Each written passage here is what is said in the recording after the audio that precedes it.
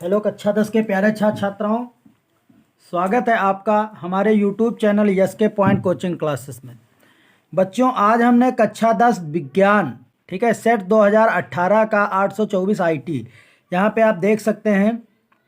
विज्ञान केवल एक प्रश्न पत्र है। सेट जो है तीसरा सेट है, 2018 का है, 824 कोड है पेपर का IT, ठीक है। ये इस पेपर को हमने लिया है, ठीक है बच्चों, और इस पेपर को आप लोगों को पढ़ना है और आज हम आपको समझाएंगे इस पेपर को, और इसका पार्ट 1, 2 जो भी हो सकेगा, जितना हो सकेगा पूरा आज सॉल्व कराएंगे, ठीक है बच्चों। तो आप लोगों को हमारा वीडियो छोड़ के नहीं जाना है और इसको आज सीखना है। ये इम्पॉर्टेंट है, बहुत ही इम्पॉर्टेंट है परीक्षा की दृष्टि से पेपर, और ये परीक्षा में आने की गारंटी है 100% की, ठीक है बच्चों। तो हम टाइम ज़ाया ना करते हुए शुरू करते हैं, लेकिन उससे पहले आप हमारे यूट्यूब चैनल यस के पॉइंट कोचिंग क्लासेस को, ठीक है, सब्सक्राइब करें और इस वीडियो को लाइक करें। यहाँ पे आपको भौतिक विज्ञान और रसायन विज्ञान और गणित पढ़ाई जाती है, ठीक है बच्चों। तो शुरू करते हैं, ठीक है। देखिए बच्चों, यहाँ पे दिया हुआ है, कहता है उत्तल दर्पण से बनने वाली प्रतिबिंब की प्रकृति है। ये एक मेरा प्रश्न दिया हुआ है, ठीक है बच्चों। और यहाँ पे आप देख सकते हैं निर्देश भी दिया रखा है। निर्देश 3 घंटे 15 मिनट का पेपर होगा। प्रारंभ के 15 मिनट परीक्षार्थी को प्रश्न पत्र पढ़ने के लिए दिए जाएंगे। प्रथम सेट है बच्चों, ठीक है, सूचना प्रथम अनुरूप सेट है, यानी 2018 का तीसरा सेट है, ठीक है। खंड का है, ये कहता है बच्चों उत्तल दर्पण से बनने वाले प्रतिबिंब की प्रकृति कैसी होती है। इस प्रकार का विकल्प ही पूछा गया है, तो आप लोगों को जवाब देना है बच्चों कि उत्तल दर्पण की जो प्रकृति होती है वो कैसी होती है। तो उत्तल दर्पण से बनने वाले प्रतिबिंब की प्रकृति, तो हमने बताया था बच्चों, ये लिखा है वास्तविक सीधा। तो वास्तविक तो बनता है प्रतिबिंब ये, लेकिन ये वास्तविक सीधा जो प्रतिबिंब बनता है या उल्टा, मतलब वास्तविक और सीधा तो ये हो ही नहीं सकता, तो इसलिए इसको हम को नहीं मानना है, ठीक है, ये नहीं हो सकता। आगे फिर है बच्चों वास्तविक उल्टा, चौथी स्टेज है, ये भी नहीं, क्योंकि वास्तविक प्रतिबिंब जो बनता है वो अवतल दर्पण में बनता है, ठीक है बच्चों, अवतल दर्पण में। फिर लिखा है आभासी सीधा और आभासी उल्टा। उल्टा प्रतिबिंब जो बनता है हमारा अवतल दर्पण में बनता है, तो यहाँ पे आभासी उल्टा जो है ये भी नहीं हो सकता। इसका मतलब ये सही है आभासी सीधा। आभासी व सीधा उत्तल दर्पण में जो प्रतिबिंब बनता है वो आभासी होता है और सीधा होता है, ठीक है बच्चों। आभासी होता है और सीधा होता है जो उत्तल दर्पण में प्रतिबिंब बनता है, ठीक है। आगे बढ़ते हैं। लिखा स्पष्ट दृष्टि की न्यूनतम दूरी, ठीक है बच्चों, लिखा है स्पष्ट दृष्टि की न्यूनतम दूरी है, तो कितने हैं, 25 सेंटीमीटर, 50 सेंटीमीटर, शून्य है, अनंत है, 4 विकल्प हैं। तो स्पष्ट दृष्टि की जो न्यूनतम दूरी होती है बच्चों वो होती है 25 सेंटीमीटर। कितनी होती है बच्चों, 25 सेंटीमीटर, ये आपको याद रखना है। उत्तर स्पष्ट दृष्टि की न्यूनतम दूरी 25 सेंटीमीटर होती है। एक प्रोटॉन पर आवेश होता है, ठीक है बच्चों, प्रोटॉन पर प्लस का 9.1 × 10⁻19 कूलम। दूसरा है माइनस का 9.1 × 10⁻−19 कूलम। तीसरा है प्लस का 1 ठीक है 1.6 × 10⁻19 कूलम। चौथा है माइनस का 1.6 × 10⁻−19 कूलम। अब ध्यान दीजिएगा बच्चों, माइनस का 1.6 × 10⁻−19 कूलम जो होता है ये इलेक्ट्रॉन पर आवेश होता है, इसलिए प्रोटॉन पर धनात्मक आवेश होता है, इसलिए ये सही है, यानी कि 1.6 × 10⁻−19 कूलम ये होता है। लेकिन ये जो होता है वो बच्चों प्रोटॉन पर होता है, ठीक है बच्चों। तो ये आपका विकल्प क्लियर हुआ। आगे बढ़ते हैं बच्चों। आगे कहता है एक अश्वशक्ति बराबर है, तो एक अश्वशक्ति कितने के बराबर होता है, 1 किलोवाट के, नहीं, गलत है बच्चों। 1 मेगावाट के, ये भी विकल्प गलत है। 700 वाट के, ये भी गलत है, यानी कि 746 वाट के बराबर होता है। एक अश्वशक्ति जो होता है बच्चों वो 746 वाट के बराबर होता है, ठीक है। तो इस तरीके से आपने हमारे इसको पढ़ा, ठीक है, यानी कि उत्तल दर्पण से बनने वाले प्रतिबिंब की प्रकृति कैसी होती है, आभासी और सीधा। स्पष्ट दृष्टि की न्यूनतम दूरी कितनी होती है बच्चों, 25 सेंटीमीटर। एक प्रोटॉन पर आवेश होता है, ठीक है, तो प्लस का 1.6 × 10⁻−19 कूलम प्लस का होता है। एक अश्वशक्ति बराबर होती है, तो एक अश्वशक्ति बराबर होती है कितने बच्चों, 746 वाट के। अब लिखा है, अब हम हल करते हैं, ठीक है बच्चों।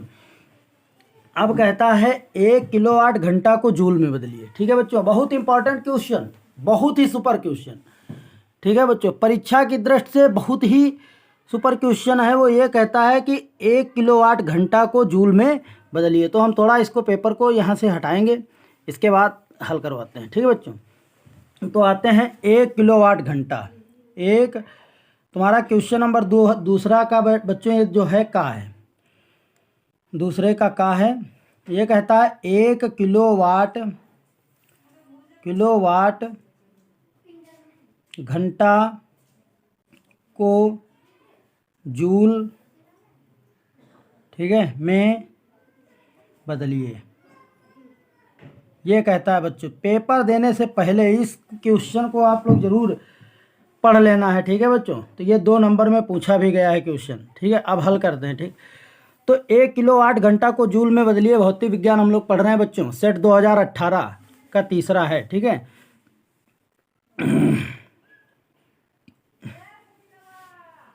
तो 1 किलोवाट घंटा है बच्चों, तो 1 किलोवाट बराबर करते हैं 1 किलोवाट घंटा, ठीक है। ये लिख लिए, ठीक बच्चों। अब देखो हल करते हैं। तो 1 किलोवाट घंटा यानी एक किलो में जो होता है बच्चों 1000 वाट होता है, तो 1000 से गुणा कर लिए। जहाँ किलो की बात आती है वहाँ 1000 से गुणा करते हैं बच्चों। फिर वाट है तो वाट लिख लिए। फिर घंटा, तो 1 घंटे में 60 मिनट होते हैं, ठीक बच्चों। तो ये 1 घंटा था, तो 1 घंटे में 60 मिनट होते हैं, तो ये मिनट में कन्वर्ट हो गया, ठीक है बच्चों। अब समझिए मेरा बच्चों।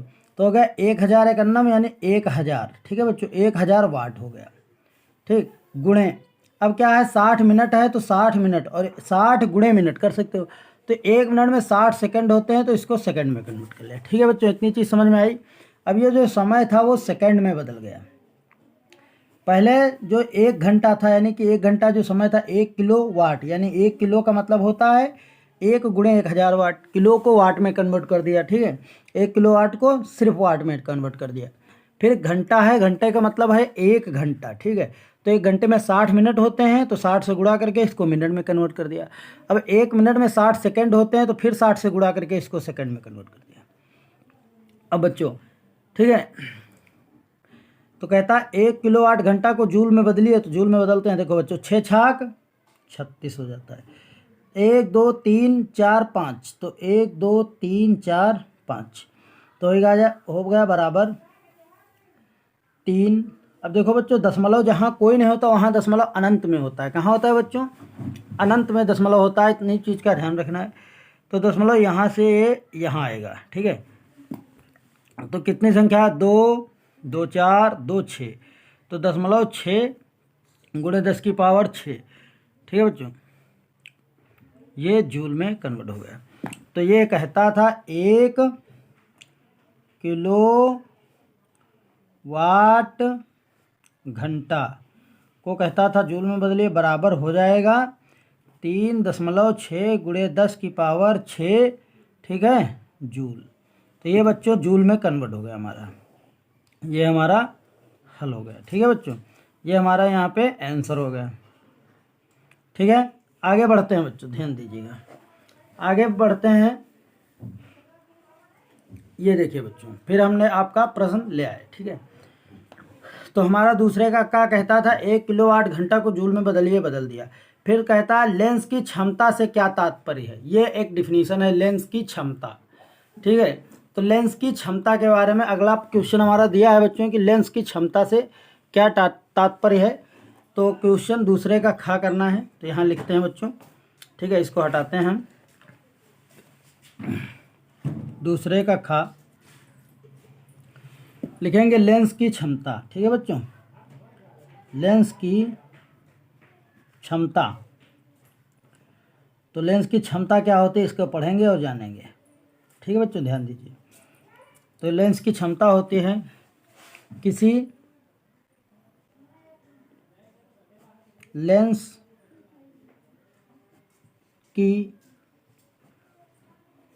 फोकस दूरी के व्युत्क्रमानुपाती, फोकस दूरी के व्युत्क्रम क्रम, ठीक है बच्चों, व्युत्क्रम को लेंस की क्षमता कहते हैं। इसे कैपिटल पी से निरूपित करते हैं। इसका मात्रक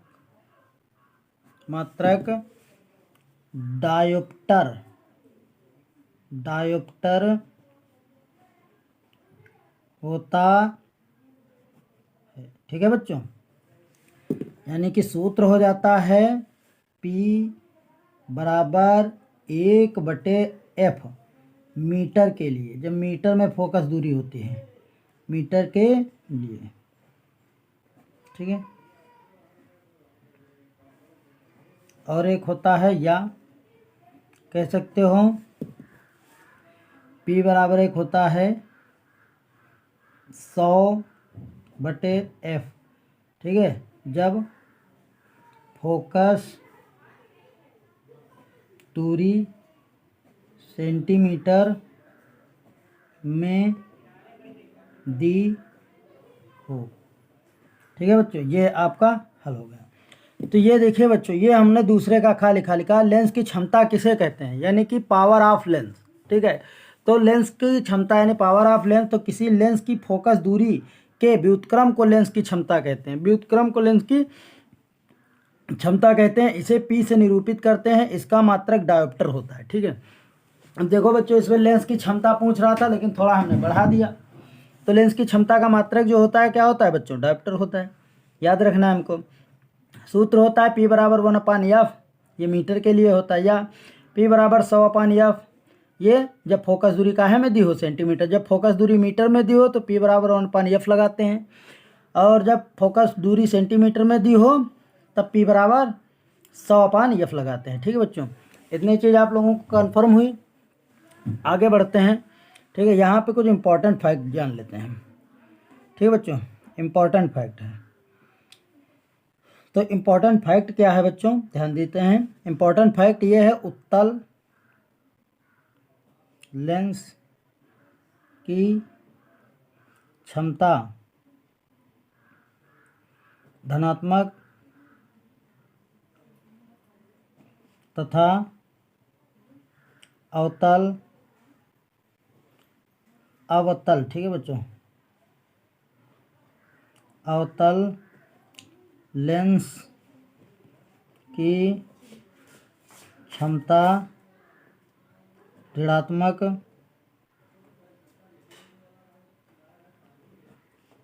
होती है। उत्तल लेंस की जो क्षमता होती है वो जो धनात्मक होती है, तथा अवतल लेंस की क्षमता ऋणात्मक होती है। इसका भी आपको ध्यान रखना है, ठीक बच्चों। बाकी इसकी डिफिनीशन मैंने बता दी, ठीक है। आगे बढ़ते हैं बच्चों, यहाँ पे हमारा इतना पार्ट आगे काम आता है। आगे बढ़ते हैं बच्चों। आगे कहता है, ये आपका प्रश्न रहा। आगे प्रश्न कहता है दो चालक श्रेणी क्रम, ये लिखा है, दूरदृष्टि दोष होने के क्या मूल कारण हैं, उसका निवारण कैसे किया जाता है, ठीक है बच्चों। तो इसका जैसे दूरदृष्टि दोष होता क्या है, पहले ये हम सब लोग समझ लेते हैं दूरदृष्टि दोष क्या है। तो दूरदृष्टि दोष बच्चों होता है आँखों का वह दोष जिसमें दूर की वस्तु स्पष्ट दिखाई देती है किंतु पास की वस्तु स्पष्ट नहीं दिखाई देती है, ठीक है। दूरदृष्टि दोष कहलाता है। दूरदृष्टि दोष में दूर की वस्तु स्पष्ट दिखाई देगी और पास की वस्तु स्पष्ट दिखाई नहीं देती है, ठीक है बच्चों। इसका कारण क्या होता है, इसको हम थोड़ा सीखते हैं बच्चों इधर, ठीक है। दूरदृष्टि दोष, दूरदृष्टि दोष बहुत इंपॉर्टेंट है बच्चों, इसको याद रखना है आप लोगों को, बहुत ही इंपॉर्टेंट टॉपिक है ये, ठीक है। आँखों का वह दोष, आँखों, ठीक है, का वह दोष, आँखों का वह दोष जिसमें दूर की वस्तु तो स्पष्ट दिखाई देती है, किंतु पास की वस्तु स्पष्ट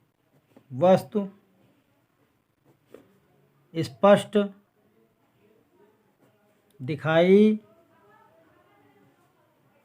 नहीं देती है, दूर दृष्टि दोष कहलाता है। ठीक है बच्चों, यानी कि ये कहता था दूरदृष्टि दोष किसे कहते हैं। ठीक है बच्चों, तो यानी कि हमने लिखा आँखों का वह दोष जिसमें दूर की वस्तु स्पष्ट दिखाई देती है किंतु पास की वस्तु स्पष्ट दिखाई नहीं देती, दूरदृष्टि दोष कहलाता है। ठीक है बच्चों, कारण, अब इसका हम कारण समझेंगे, इसका क्या कारण है। ठीक है बच्चों, कारण समझेंगे हम, कारण। ठीक है, कहता है कारण बताइए, तो कारण भी बता देते हैं। ठीक है, तो कारण क्या है बच्चों, कारण है दूरदृष्टि दोष का। पहला कारण क्या होता है, नेत्र गोलक। ठीक, नेत्र गोलक का व्यास कम हो जाए, यानी पहला कारण होता है नेत्र गोलक का व्यास कम हो जाए। कैसे बच्चों, जैसे मान लीजिए हमारा नेत्र है। ठीक है, हम रफली देखते हैं।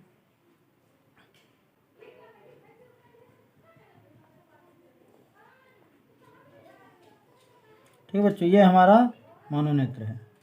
ठीक है, तो जैसे मान लीजिए नेत्र है, अब प्रतिबिंब जो है यहाँ पे ये रेटिना है, यहाँ पे बनना चाहिए। अब ये नेत्र का जो गोलक का व्यास है ये, ठीक है, जैसे गोला नेत्र होता है ना, या मान लीजिए यहाँ तो नेत्र है, ये प्रकाश आ रहा है। ठीक है बच्चों, अब प्रकाश आ रहा है तो प्रकाश जो होता है ना, अब नेत्र गोलक का व्यास कम पड़ गया तो प्रकाश का प्रतिबिंब रेटिना पर बनना चाहिए, लेकिन रेटिना के बाहर बनता है जाकर के। ठीक है बच्चों, देखो प्रकाश यहाँ से आता है, हमारी कॉर्निया में प्रवेश करता है, फिर मानो नेत्र से होकर के ये देखिए यहाँ रेटिना है, ये रेटिना बिंदु है। ठीक है, रेटिना पर प्रतिबिंब बनता है। अगर कोई पूछता है प्रतिबिंब कहाँ बनता है, तो रेटिना पर बनता है। तो नेत्र गोलक का व्यास कम पड़ जाएगा, व्यास माने बड़ा, मतलब नेत्र गोलक छोटा हो जाता है। तो ऐसी स्टेज में जो प्रतिबिंब होता है तो निकट दृष्टि दोष के बाहर बन जाता है। ठीक है, तो यह सॉरी निकट दृष्टि दोष नहीं बच्चों, यानी कि रेटिना के बाहर बन जाता है। तो इस क्रिया को हम क्या कहते हैं, रेटिना के बाहर प्रतिबिंब बन जाता है। तो जब बाहर बनता है तो जैसे बाहर बिंदु पी ले लिया तो यहाँ प्रतिबिंब बन गया, तो रेटिना पर प्रतिबिंब नहीं बनता है, तो इसीलिए इसको दूर मतलब दूरदृष्टि दोष कहते हैं। दूर प्रतिबिंब बनता है लेकिन रेटिना पर नहीं बनता है। ठीक है बच्चों, तो ये है। और दूसरा इसका कारण क्या हो सकता है, दूसरा कारण है बच्चों, ठीक है, निवारण समझ लेते हैं। ठीक है, निवारण है इसका, इस वाले पहले कारण का निवारण क्या है, पहले इसका निवारण समझ लीजिए आप।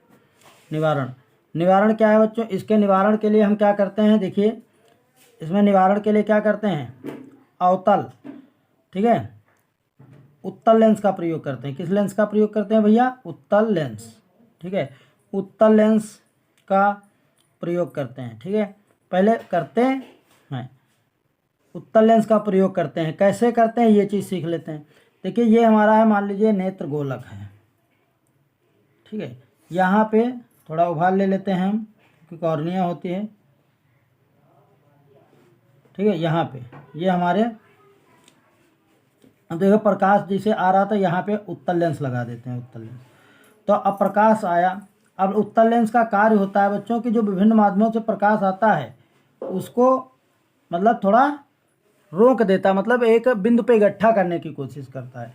तो अब यहाँ से प्रकाश आया, प्रकाश झुक गया तो अब आगे नेत्र लेंस फिर लगा है, यानी कि यहाँ पे भी उत्तल लेंस ही होता है।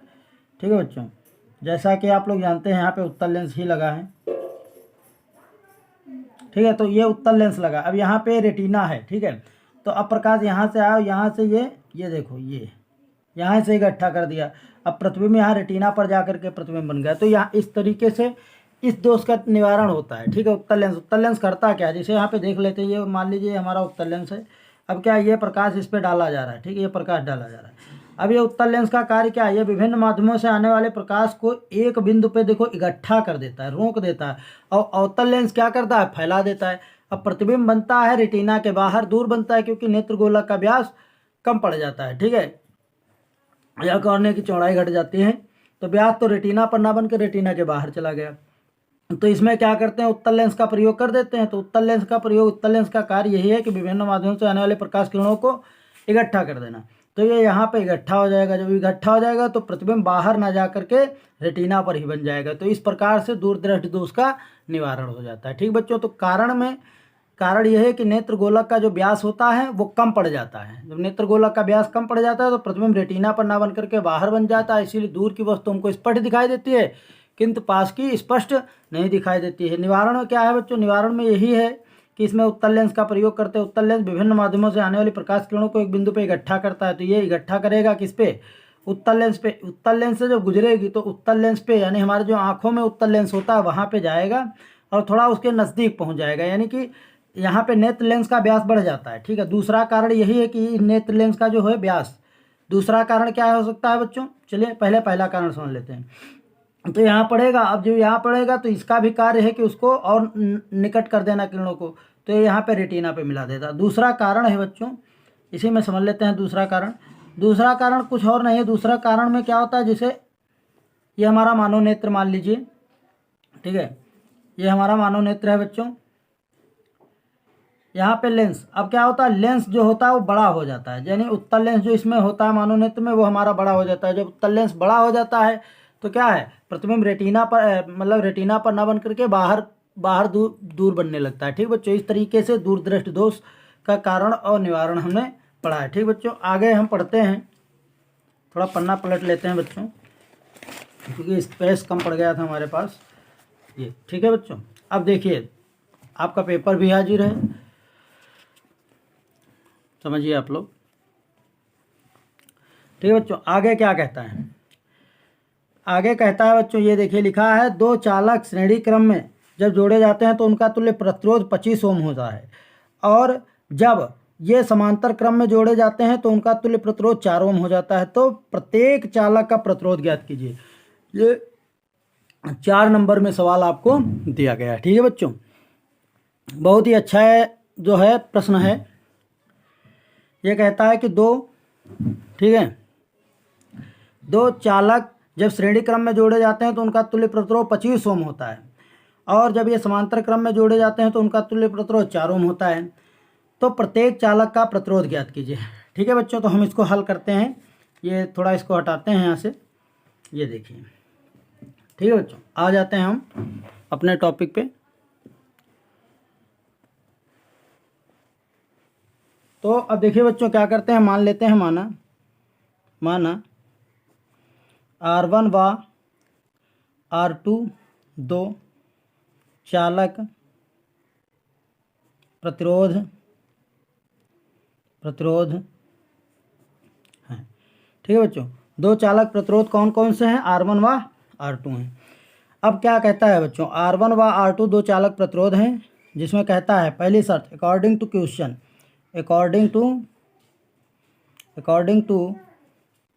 टू क्वेश्चन, यानी प्रश्न के अनुसार। प्रश्न क्या कहता है बच्चों, इस चीज़ को हम समझेंगे। प्रश्न कहता है बच्चों, कहता है प्रश्न कि R1 प्लस R2 बराबर 25 ओम है। ठीक है भैया, 25 ओम, ये क्वेश्चन नंबर फर्स्ट। ये आपको कहता है कि दो चालक जब श्रेणी क्रम में जोड़े जाते हैं तो उनका तुल्य प्रतिरोध 25 ओम होता है। तो 25 ओम श्रेणी क्रम में जोड़ दिए, R1 प्लस R2 बराबर 25 ओम। फिर कहता है समांतर क्रम में जोड़ने पर, समांतर क्रम में जोड़ने पर, जब समांतर क्रम में जोड़ा जाता है तो उनका तुल्य प्रतिरोध 4 ओम हो जाता है, यानी कि 1/, ठीक है, R मान लीजिए तुल्य प्रतिरोध R है बराबर 1/R1 प्लस 1/R2, इनको समांतर क्रम में हमने जोड़ दिया। ठीक है, तो तुल्य प्रतिरोध 4 ओम हो जाता है। तो बच्चों ये हो जाएगा 1/R बराबर, ये हो जाएगा हमारा R1 डॉट R2, और ऊपर हो जाएगा R2 प्लस R1 हो जाएगा। ठीक है बच्चों, अब क्या है, यहाँ पे देखिए अब इसका तुल्य प्रतिरोध 4 ओम हो जाता है, तो 1 बटे यहाँ पे 4 लिख देंगे, 4 बराबर R1 प्लस R2 का मान कितना है बच्चों, 25 है। ठीक है, देखिए समीकरण फर्स्ट में यहाँ पे देखिए 25 है तो 25 रख देंगे बटे R1 डॉट R2 हो जाएगा। ठीक है बच्चों, तो अब कैंची की गुणा कर देंगे तो ये हो जाएगा R1 डॉट R2 बराबर हमारा 25 चक्कू कितना हो जाएगा, 100। तो ये हमारा 100 हो जाएगा बच्चों। अब देखो तो R1 बराबर हो जाएगा हमारा कितना बच्चों, R1 है, R2 गुणे में है तो भाग में चला जाएगा, 100 बटे हो जाएगा R2 हो जाएगा बच्चों। तो समीकरण फर्स्ट से समीकरण फर्स्ट क्या है बच्चों, R1 प्लस R2 बराबर 25 ओम है। तो जहाँ पे R1 है वहाँ हम ये लिख सकते हैं 100 बटे R2 लिख सकते हैं यहाँ इसकी जगह पे, क्योंकि R1 बराबर है तो ये हो जाएगा 100 बटे R2 प्लस R2 बराबर 25 ओम। ठीक है बच्चों, समझ रहे हैं आप लोग। अब देखिए बच्चों क्या करते हैं, इसके नीचे एक मानते हैं तिर्यक गुणा करते हैं। हमने बताया था जो बीच में प्लस का चिन्ह होता है तो तिर्यक गुणा की जाती है, प्लस या माइनस का। तो R2 का नाम R2 हो जाएगा, ऊपर हो जाएगा 100 प्लस, अब देखो इसकी गुणा इससे हो जाएगी, इसकी गुणा इससे होगी, 100 का नाम 100 हो गया, या कह सकते हो 1 गुणे 100, R2 गुणे R2 हो जाएगा। ठीक है बच्चों, बराबर हो जाएगा हमारा 25। इतनी चीज़ समझ में आई आप लोगों को। आगे बढ़ते हैं बच्चों, तो ये देखो 100 का नाम 100 हो जाएगा हमारा, 100 प्लस R1 ये एक गुणे में घाते जुड़ते हैं तो R2 स्क्वायर हो जाएगा बटे हो जाएगा R2 बराबर हो जाएगा 25। इसके नीचे एक मानेंगे कैंची की गुणा कर देंगे बच्चों। ठीक है, तो अब देखिए बच्चों हमने कैंची की गुणा कर दी तो हमारा हो गया 100 प्लस R2 स्क्वायर बराबर इसकी गुणा 25 R2 हो जाएगा, 25 R2। ठीक है बच्चों, अब देखिए 25 R2 हो गया, तो ये बच्चों हो गया हमारा R2 स्क्वायर, इसको प्लस का इधर लाएंगे तो माइनस का 25 R2 प्लस का 100 बराबर हो जाएगा 0। ठीक है बच्चों, अब ये मेरा गुणनखंड बन गया। तो गुणनखंड कहता है गुणा करो तो 25 हो जाए। ठीक है बच्चों, 100 हो जाए, और जोड़ो या घटाओ तो 25 हो जाए। तो जैसे इसके गुणा कर लेते हैं तो देखो बच्चों 20 पंचे 100 हो जाता है, 20 गुणे 5 तो 20 पंचे 100 हो जाता है, 20 5 जोड़ देते हैं तो 25 हो जाता है। ठीक है, माइनस का कर लेते हैं तो R2 स्क्वायर माइनस का 20 R2 और प्लस माइनस का ही हो जाएगा बच्चों। ठीक है, 5 R2 प्लस का हो जाएगा 20 गुणे 5 बराबर 0। क्यों, क्योंकि कहता है बच्चों प्लस का 100 आना चाहिए। तो माइनस यहाँ पे देख लीजिए -5 गुणे -20 बराबर हो जाएगा, माइनस माइनस प्लस हो जाता है बच्चों, और 20 पंचे 100। तो गुणा करने पे तो इतना हो जाता है, कहता है घटा दो या जोड़ दो, तो -5 और -20 जुड़ करके माइनस का 25 हो जाता है। ठीक है, तो इस तरीके से ये शर्त यहाँ पे पूरी हो गई। ठीक है बच्चों, आगे बढ़ते हैं। तो देखिए यहाँ पे हमारा R2 दोनों में कॉमन मिल रहा है। क्यों, क्योंकि यहाँ पे R2 गुणे हम R2 लिख सकते हैं, R2 स्क्वायर को। ठीक है, -20 गुणे R2 लिख सकते हैं, -5 गुणे R2 लिख सकते हैं, प्लस 20 गुणे 5 बराबर 0 लिख सकते हैं। ठीक है, अब देखो इसमें और इसमें R2 मिल रहा था कॉमन, तो मैंने ले लिया बच्चों, R2 ले लिया कॉमन। तो हमारा बचा क्या है बच्चों, R2 बचा है और बचे हैं -20, तो ये ब्रैकेट में ले लिए। अब इसमें देखो बच्चों, फिर इसमें जो है वो हमारा कॉमन मिल रहा है सिर्फ -5, तो -5 मैंने कॉमन ले लिया। तो बच्चों यहाँ बचा है R2। ठीक है, इसके आगे प्लस का चिन्ह लगा, माइनस और यहाँ प्लस तो हो जाएगा माइनस हो जाएगा। अब ये 5 यहाँ निकल गए बाहर तो यहाँ बचे 20। ठीक है, बराबर 0।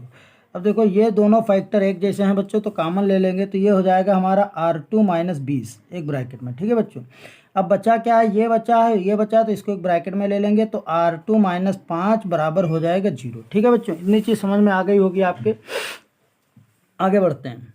अब क्या हो जाता है बच्चों, जब हम करेंगे जब R2 -20 बराबर 0, तो R2 बराबर हमारा कितना हो जाएगा बच्चों, प्लस का 20 हो जाएगा। ठीक है, 20 ओम। ठीक है, पुनः क्या बच्चों आगे बढ़ते हैं हम। अब क्या कहता है, R2 -5 बराबर 0 है। ठीक है, तो ये माइनस का इसको उधर ले जाएंगे तो R2 बराबर हो जाएगा बच्चों 5 ओम। ठीक है, तो एक हमारा ये आ गया। अब एक शर्त यहाँ पे ये फंस गई बच्चों कि दोनों स्टेजों में हमारा R2 भी 20 आया है, R2 5 आया है। तो अब इसमें हमको मानना पड़ेगा, हम मान लेंगे कि R2 बराबर मान लेते हैं 5 ओम। R2 बराबर 5 ओम मान लेंगे तो जो R1 होगा बच्चों, R1, तो जब R2 हमने मान लिया है कि 5 ओम, अब दोनों है, दोनों में से कोई एक मानेंगे तो दूसरा हो जाएगा।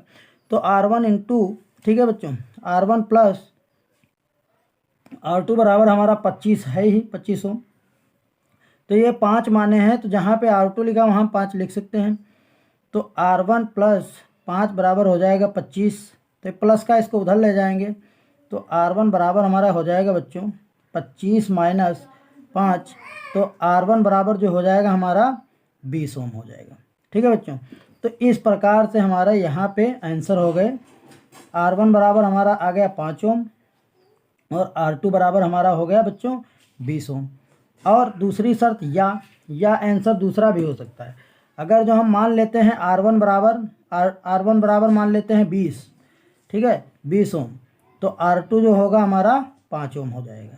तो इसके दोनों आंसर ये सही हैं। ठीक है बच्चों, ये भी आंसर इसका सही है, दोनों आंसर हो जाएंगे इसके। ठीक है, यानी कि R1 5 ओम हो सकता है, R2 20 ओम हो सकता है। तो ये आपका प्रश्न था बच्चों, ये प्रश्न था आपका, कहता था दो चालक जब श्रेणी क्रम में जोड़े जाते हैं तो उनका तुल्य प्रतिरोध 25 ओम हो जाता है। ठीक है, और जब ये समांतर क्रम में जोड़े जाते हैं तो उनका तुल्य प्रतिरोध 4 ओम होता है।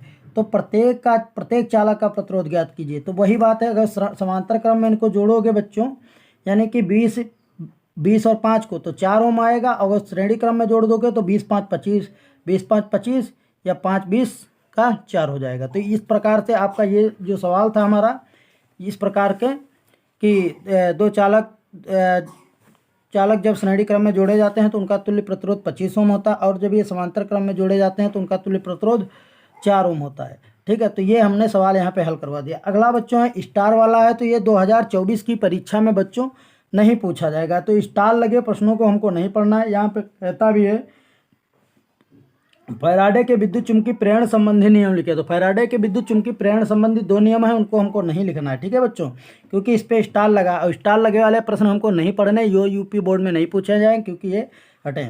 अगला सवाल है बच्चों हमारा, ठीक है, तो पन्ना चेंज कर लेते हैं ये। ठीक है बच्चों,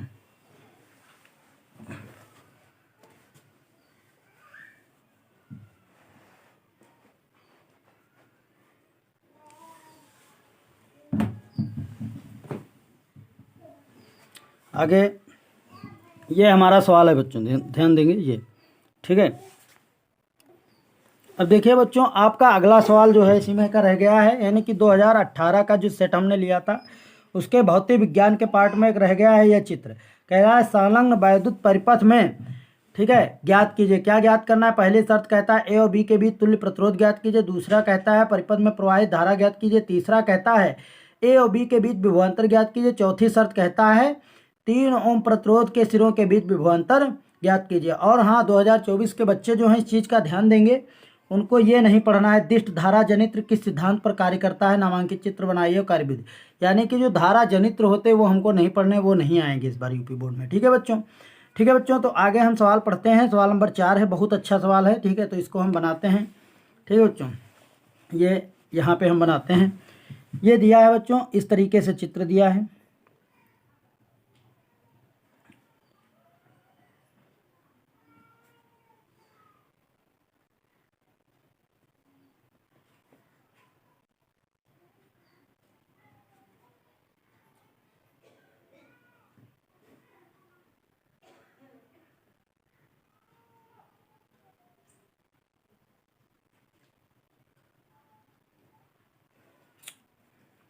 ये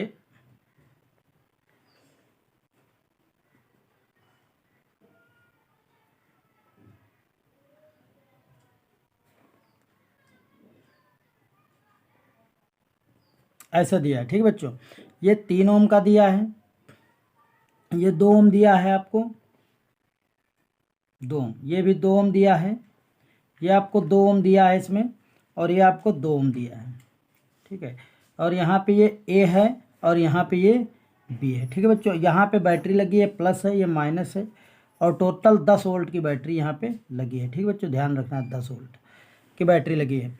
तो इस तरीके से इसकी शर्तें लिख लेते हैं। तो पहली शर्त कहता है बच्चों, पहली शर्त कहता है ए व बी के बीच तुल्य प्रतिरोध, ठीक है, प्रतिरोध, तुल्य प्रतिरोध ज्ञात करना है।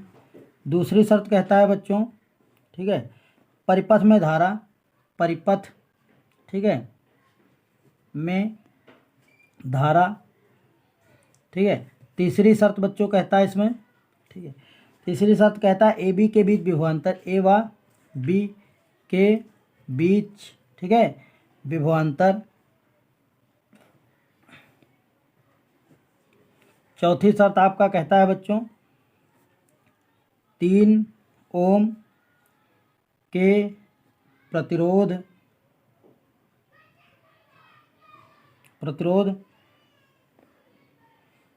के सिरों के बीच विभवांतर।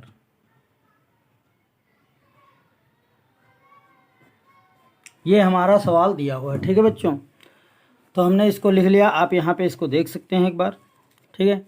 फिर आगे हम बढ़ते हैं, ठीक बच्चों। अब इसको हटाते हैं। देखिए 7 नंबर में सवाल था, तो आपको इस तरीके का ये सवाल दिया था, इसको हल करते हैं बच्चों। यहाँ पे हम तो कहता है ए और बी के बीच विभवांतर ज्ञात कीजिए। तो देखिए बच्चों के मैं नाम रख देता हूँ, ये मेरा प्रतिरोध R1 हो जाएगा, मेरा R2 हो जाएगा, ठीक है, और ये R3 हो जाएगा, ये R4 हो जाएगा, और ये R5 हो जाएगा। अब यहाँ लिखेंगे बच्चों प्रतिरोध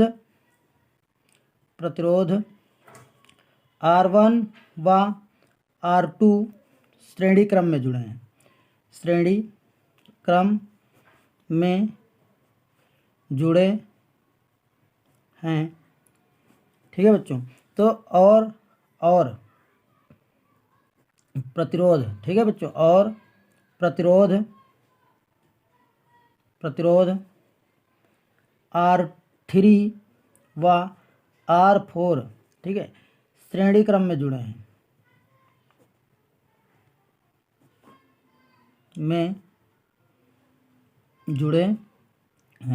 ठीक है बच्चों। ये इस तरीके से प्रतिरोध हैं जो श्रेणी क्रम में जुड़े हैं। देखिए बच्चों ऐसा दिया हुआ है, ये ए है बिंदु और ये बी बिंदु दिया है, इसका ऐसा ऐसे एक प्रतिरोध है, फिर इसमें ऐसे ऐसे एक प्रतिरोध है, फिर इसमें ऐसे ऐसे एक प्रतिरोध है, फिर ऐसे।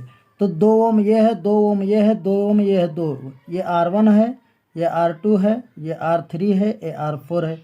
तो हमने लिखा R1 व R2 श्रेणी क्रम में जुड़े हैं, इसी प्रकार प्रतिरोध R3 और R4 भी श्रेणी क्रम में जुड़े हैं। ये बिंदु बच्चों A है और ये बिंदु बच्चों B है, A है B है। तो अब देखो हल करते हैं, तो इनको जोड़ते हैं, तो R डैश मान लेते हैं। R डैश बराबर हो जाएगा R1 प्लस R2 हो जाएगा, बराबर हो जाएगा बच्चों। तो R1 जो है आपका 2 है, तो 2 प्लस R2 भी 2 है, बराबर हो जाएगा 2 2 जुड़ करके 4 ओम, ठीक है बच्चों, 4 ओम हो गया। इसी प्रकार R डबल डैश मान लेते हैं इसको, तो यानी कि ये हमारा हो जाएगा R3 प्लस R4 बराबर हो जाएगा कितना बच्चों, 2 प्लस 2 बराबर 4 ओम। अब देखिए बच्चों कैसी इसका चित्र कैसा हो जाएगा, इसका चित्र हो जाएगा इस तरीके से, ठीक है बच्चों, इस तरीके से इसका चित्र हो जाएगा। ये दोनों प्रतिरोध ऐसे ऐसे जुड़ के ये हो गए, ये ऐसे ऐसे जुड़ के ऐसे हो गए, ये हो गया बी, यानी कि ये दोनों प्रतिरोध जुड़े थे, तो इसका नाम हमने रखा था क्या, R डैश, और ये R डबल डैश। तो ये दोनों जुड़ के ये और ये जुड़े ऐसे, जब पकड़ के खींचेंगे बच्चों, इनको पकड़ के ऐसे खींचेंगे तो ये श्रेणी क्रम में जुड़ जाएंगे। तो 2 2 ये 4 ओम, तो ये देखो बच्चों 4 हो गया, ये भी 4 ओम आ गया। तो अब देखो बच्चों ये तुम्हारा ए है, अब इसको पकड़ के जब हम ऐसे खींचेंगे तो ये दोनों समांतर क्रम में नजर आएंगे, ठीक है। तो अब यहाँ पे लिखेंगे बच्चों प्रतिरोध, ठीक है, R डैश व R डबल डैश समांतर क्रम में है, समांतर क्रम में है, ठीक है। तब तुल्य प्रतिरोध है, तब तुल्य प्रतिरोध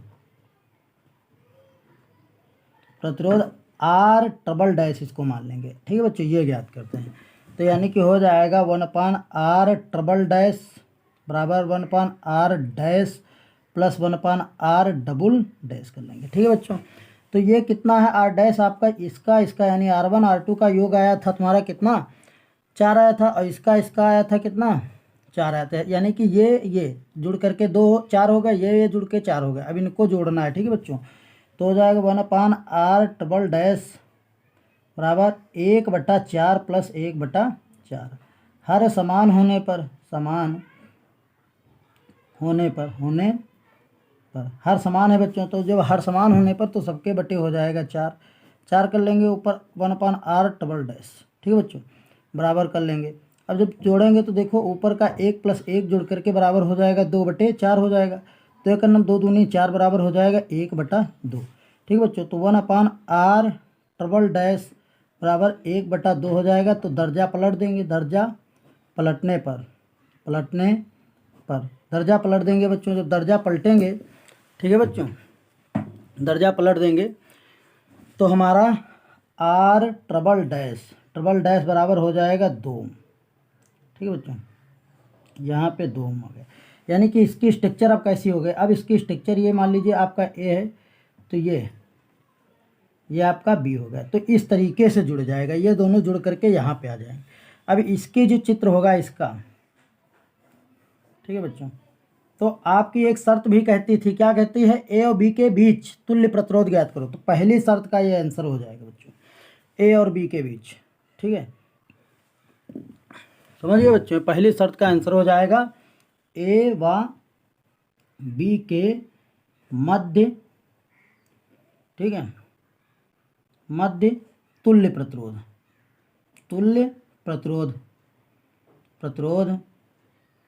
बराबर हो जाएगा बच्चों 2 ओम। ये आपका एक आंसर यहाँ पे आ गया, ठीक है बच्चों, आंसर।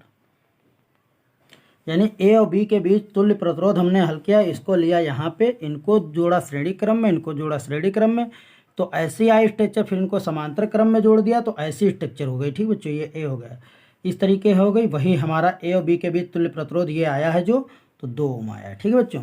तो इस तरीके से ये टोटल पहली शर्त का आंसर हो गया। अब दूसरी शर्त क्या कहते हैं, परिपथ में धारा ज्ञात करो। तो पहले हमको परिपथ का दूसरी शर्त लगानी है, ठीक है बच्चों। दूसरी शर्त के लिए हम कर रहे हैं यहाँ पर परिपथ का तुल्य प्रतिरोध निकालेंगे, तुल्य प्रतिरोध यानी पूरे परिपथ में कितना प्रतिरोध लगा है, ठीक है बच्चों। तो अब देखिए ये हमारा ऐसे स्ट्रक्चर हो जाएगी, ऐसे, ठीक है। यहाँ पे हमारा ए हो जाएगा, यहाँ पे बिंदु हमारा बी हो जाएगा, फिर ये ऐसे गया, फिर ये ऐसे और ऐसे, ये बैटरी यहाँ पे लग गई, देखो बच्चों ऐसे हो गई, ठीक है। ये प्लस हो गया, ये माइनस हो गया, 10 वोल्ट हो गए यहाँ पे। तो अब देखो ये तुम्हारा कितना है, 3 ओम है। तो अब जैसे बच्चों इसको पकड़ के हम ऐसा खींचेंगे तो ये बड़ा वाला सिस्टम हो जाएगा इधर, फिर ये, ठीक। तो ये तुम्हारा ए हो जाएगा और ये तुम्हारा बिंदु बी हो जाएगा, और फिर ये छोटा वाला पॉइंट हो जाएगा, ये 3 ओम हो जाएगा प्रतिरोध, ठीक है। तो ये 4 ओम है और ये 3 ओम। तो देखो किस क्रम में आ गए बच्चों, ये जो दोनों आए हमारे, सॉरी 2 ओम था ये, यानी कि ये दोनों किस क्रम में आ गए, श्रेणी क्रम में। तो लिखेंगे प्रतिरोध, अब लिखेंगे बच्चों प्रतिरोध R डबल डैश व R5, इसका नाम R5 था बच्चों, R5 श्रेणी क्रम में है, श्रेणी, ठीक है, क्रम में है, ठीक है बच्चों, श्रेणी क्रम में है। तो अब देखिए बच्चों श्रेणी क्रम में है तो R बराबर प्रतिरोध हो जाएगा R डबल डैश, ठीक है, और प्लस R5 हो जाएगा। श्रेणी क्रम का सूत्र ही होता है, तो R बराबर हो जाएगा बच्चों, ये हमारा R डबल डैश का जो मान आया है वो कितना आया है, 2 ओम। तो 2 प्लस, और ये R5 है 3 तुम्हारा, तो 3, तो 3 2 कितना हो जाएगा, R बराबर हो जाएगा 5 ओम। तो इस तरीके से पूरे परिपथ की जो पूरे परिपथ का प्रतिरोध 5 ओम हो गया। तो दूसरी शर्त जो कहती थी धारा बताओ, तो धारा बराबर बच्चों होता है, सूत्र क्या होता है, V/R, ठीक है। V बराबर सूत्र होता है IR, तो I बराबर सूत्र हो जाएगा V/R। तो I बराबर V का मान कितना है बच्चों, 10 वोल्ट है। तो 10/R का मान अभी निकाला आपने 5, तो 5 दूनी 10, तो I बराबर हो गया 2 एम्पियर, ठीक है बच्चों, 2 एम्पियर। ये आपका दूसरा आंसर यहाँ पे आ गया, ठीक है बच्चों, ये आपका दूसरा आंसर आ गया, ठीक है। अब देखिए बच्चों क्या कहता है, अब तीसरी शर्त कहता है ए और बी के बीच विभवांतर बताओ। तो अब एक चीज़ बच्चों है, धारा हमको पता चल गई कि यहाँ से जो बहने वाली ये धारा है इस परिपथ में वो 2 एम्पियर की होगी। ठीक है बच्चों, 2 एम्पियर की धारा इस परिपथ में बहेगी, हमको पता चल गया है। तो कहता है तीसरी शर्त कहता है, तीसरी का शर्त कहता है ए व बी के मध्य, ठीक है, मध्य विभवांतर। ठीक है, विभवांतर कहता है, बताओ विभवांतर। ठीक है, तो विभवांतर V बराबर सूत्र होता है बच्चों IR होता है। तो बच्चों देखिए V बराबर हो जाएगा, I का मान 2 एम्पियर है, क्योंकि वो चाहे यहाँ से धारा आएगी इधर से बहेगी, तो इसमें धारा जो जाएगी तो टोटल प्रतिरोध हमने R निकाल लिया है, तो धारा तो 2 एम्पियर ही होगी यहाँ पर। अब यहाँ से इसके 2 रास्ते हो जाएंगे, अगर जो R1 के मध्य पहुँचता तो हम उसको आधा लगाते। ठीक बच्चों, तो यानी कि 2 हो जाएगी गुणे R का, इस टोटल प्रतिरोध का मान मैंने निकाला है, देखो 2 ओम, तो 2 हो जाएगा। तो ये V बराबर हो जाएगा बच्चों 4 वोल्ट। ठीक है, 4 वोल्ट, ये हमारा यहाँ पे तीसरा का आंसर हो जाएगा। ठीक है बच्चों, ये हमारा तीसरा आंसर आ गया। अब देखिए चौथा आंसर हम यहाँ पे देख लेते हैं। अब हमारा बच्चा है बच्चों चौथा आंसर, सिर्फ IV, चौथा शर्त बची है। कहता है 3 ओम प्रतिरोध के सिरों के बीच विभवांतर बताइए। अब देखिए धारा यहाँ से, ये सब धारा जिसे 2 पार्टों में, मान लीजिए 2 एम्पियर थी, यहाँ पे 2 एम्पियर है, तो 2 एम्पियर जब आ रही तो 1 एम्पियर इधर 1 एम्पियर इधर हो जाएगी, लेकिन फिर ये दोनों तरफ जाने के बाद इधर जाएगी और इधर जाएगी, जाने के बाद फिर पुनः यहाँ पे एकत्रित हो जाएगी और फिर यहाँ पे आ जाएगी B पे। तो यहाँ पे जो धारा होगी 2 एम्पियर ही तो बहेगी बच्चों। ठीक है, तो हमारा हो जाएगा 3 ओम प्रतिरोध, ठीक है, प्रतिरोध के मध्य, 3 ओम प्रतिरोध के मध्य